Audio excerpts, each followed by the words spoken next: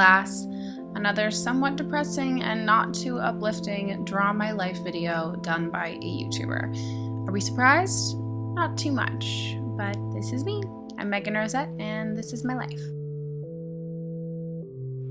I was born on August 4th, 1993, on a very hot summer day in a tiny little town near San Francisco. That's a failed Golden Gate Bridge. And I was a cute little baby, but I swear I wasn't a ginger. I don't know why I did it like that. I was blonde.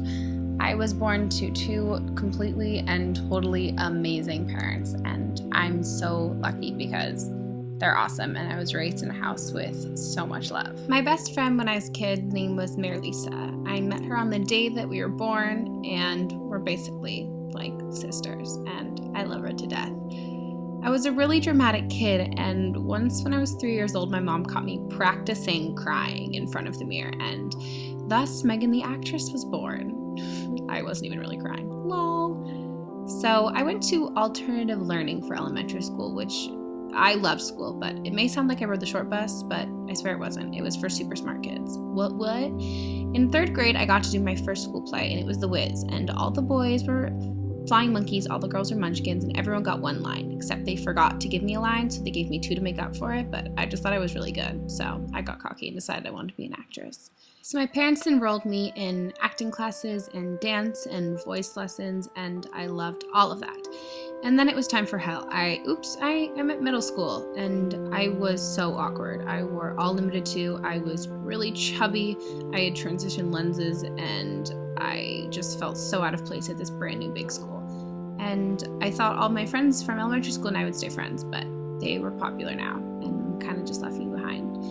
But I found a girl who was just as chubby and awkward and friendless as I was, and her name is Sydney, and she's still my best friend to this day. And we bonded over how awkward we were, and the rest is history. So I loved boys. In 8th grade, I was obsessed. I really only had boyfriends to change my MySpace top 5, but obviously to keep Tom in it, and I thought I was hot shit, but I really wasn't. 8th grade, I became a complete sassy bitch. I blamed the click books. I swear I thought I was Massey Block, and I talked back to everybody, which landed me in detention quite a few times. So for Thanksgiving break that year, I remember typing on AIM and eating pie after Thanksgiving, and my mom came into my room, and she was running for office in our town, and she told me that when I was in 5th grade, she had cancer, but they didn't want to tell me because they didn't want me to worry. And suddenly I had all of these memories flowing back of seeing my mom in the hospital.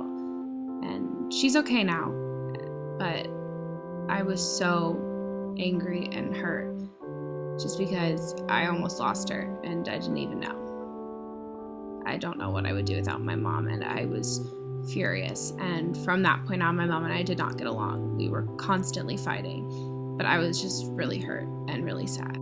And middle school really was hell. And then it was time for high school. And if you've ever seen 21 Jump Street, that's basically how my high school was. No one wore shoes, and everyone was a crazy hipster, and everyone loved gays and saving the planet, and Priuses were the cool thing to drive. There were no cliques, so I actually really loved high school. We were all kind of friends with each other, probably because it was so small, but there was no set group of friends. I mean, it was Sydney and I, but we kind of hung out with everybody. It was really nice. I still was in my complete awkward phase with transition lenses and all, but I kept doing plays and I loved it, just not musical theater. Not a fan. So I think my awkward phase trumps everybody else's awkward phase. I had bangs with curly hair, really chubby cheeks, and I dressed like Peter Pan for some strange indie reason, and my huge transformation happened before my junior year of high school.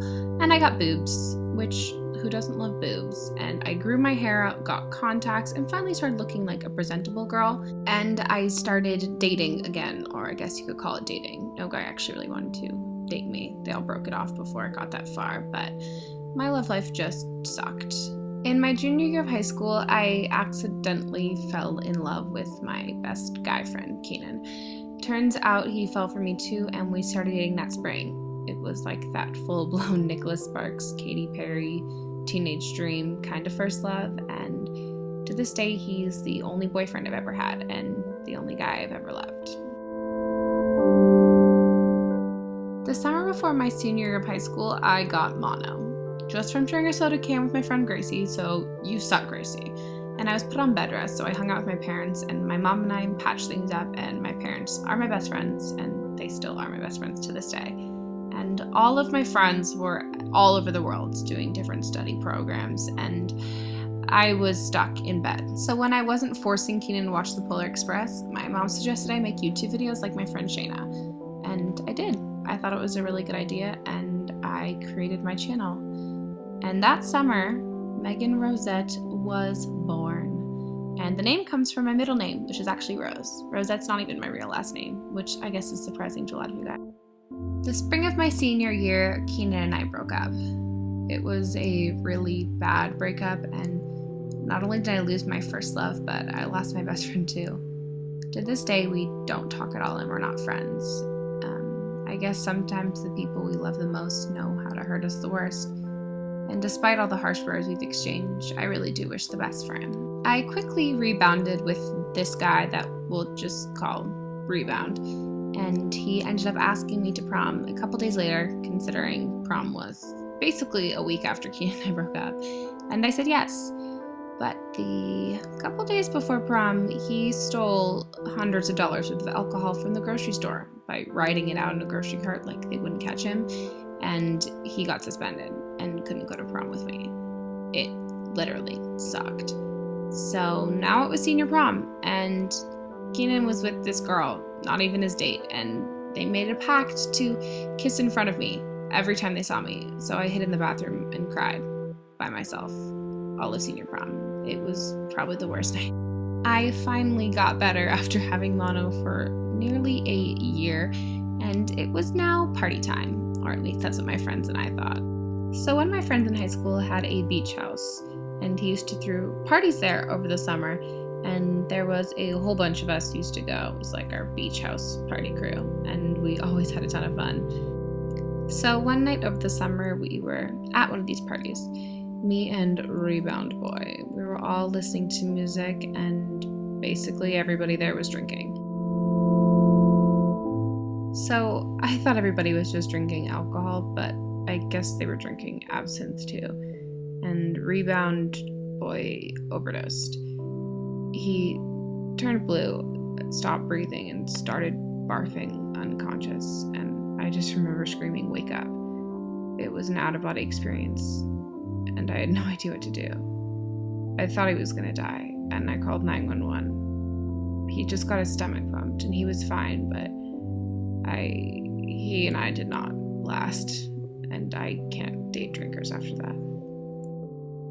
It was now graduation time, and high school was over.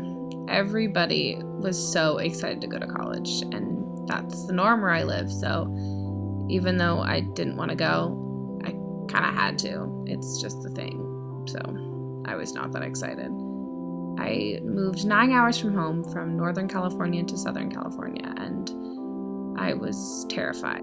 My first week of college was absolutely miserable, but then I made a friend. Let's call her Dee. We were inseparable. Wherever she went, I went, and we joined a sorority together, and we loved it. Joining a sorority instantly made my huge school seem super small, and I was introduced to a whole community of people, and I made tons of friends, and even met a few frat boys. I had a quintessential freshman college year experience. I dated the frat guys, the douchey ones, not even that cute, and I definitely gained the freshman 15 as much as everyone's like, no, you didn't. Yeah, don't judge me for that too. And I had awesome best friends, D and J. Everyone called us the Barbies, which we kind of took offense to, but who cares? It's just because we were tall, white, and blonde. And we decided to get an apartment together for our sophomore year. Summer between my freshman and sophomore year of college, I was crazy busy doing tons of super fun YouTube stuff and traveling, and I tried to reach out to the Barbies, but it didn't really seem like they wanted to stay in touch. So I brushed it off and got excited to move in together for the fall. But fall rolled around and things were just different. Suddenly it wasn't the Three Musketeers, it was them and then me. It started off as me just feeling left out. Within a few weeks it turned into these girls I considered my best friends bullying me. I'd never experienced bullying before, or mean girls, so I had no idea what to do. I tried so hard to fit in, to get them to like me again, to get how it was before, but nothing worked. And suddenly the Barbie dream house was absolute hell. I became really depressed. I developed extreme anxiety problems and OCD tendencies. I stopped talking. I didn't get out of bed for days. I would just lock myself in my closet and hyperventilate and cry and cry and cry. I stopped eating. I stopped talking. I just wanted to sleep forever. But I wanted these girls to like me, so I didn't tell anyone. I just kind of silently suffered with absolutely no friends in this hellhole. After a while, girls in my sorority started noticing that I was really different, that I was alone all the time and super skinny. One night, a girl in my sorority, Rebecca, invited me to come watch Vampire Diaries at her apartment, and she said she'd be my friend. And a couple weeks after that, her and her roommates, Shelly and Chelsea, came to my apartment, packed up my suitcases, and told me that I needed to move in with them because I needed to get out of this place. I'm still so thankful they did that. I couldn't live on their couch forever, and with my parents' help, I moved a 57-second walk across the apartment complex from them. To take my mind off of it all, I threw myself into YouTube, and I was working harder than ever. And then here comes along this little ass glass slipper beauty, aka Allie, and we became fast best friends. YouTube friends become real life friends, and we're actually getting an apartment together in Hollywood soon, and we've got big dreams, so you'll see our name in lights. I'm just so thankful I have her as a best friend. She's amazing. So now we get to the right now. Turns out I'm a third year with credits, so I'm taking a break. Hopefully gonna pursue acting and YouTube, but really focus on my mental health. I miss my family. I want to learn how to make more friends, but I have you guys. Through all of this stupid shit that's happened this year, you guys have changed my life, almost 300,000 of you, but you're more like friends than anything else. And I just wanted to say thank you. I wouldn't be where I am today, career-wise, or anything, without you guys. If you want to see more videos a little more personal about my life, check out my second channel. I love you guys.